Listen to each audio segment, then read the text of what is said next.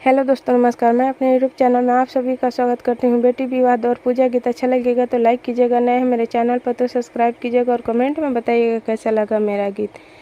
मुँह पर रूमालिया धइले रोवेले बेटी के पापा, मुँह पर रूमालिया धइले रोवेले बेटी के पापा।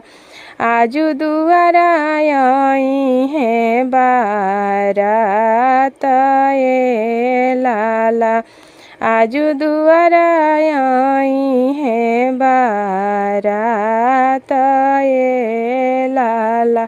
हाँ सताई है समाधि कवन समाधि, हाँ सताई है समाधि कवन समाधि। अपना दुलरुआ के साथ ए लाला, अपना दुलरुआ के साथ ए लाला।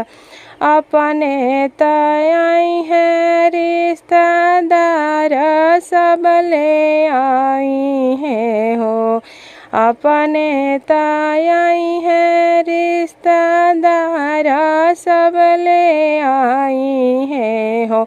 बाजा बजनिया के साथ ए लाला, बाजा बजनिया के साथ ए लाला।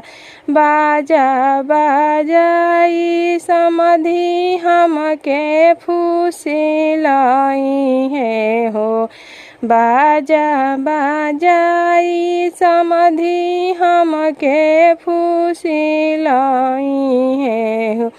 गहना देखाई धियवा मोरा ए लाला, कपड़ा देखाई धियवा मोरा ए लाला।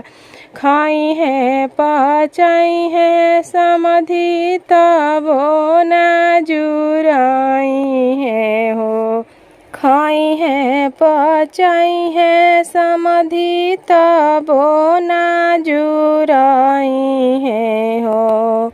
खाई है पचाई है तबो मुहावा फुलाई है हो।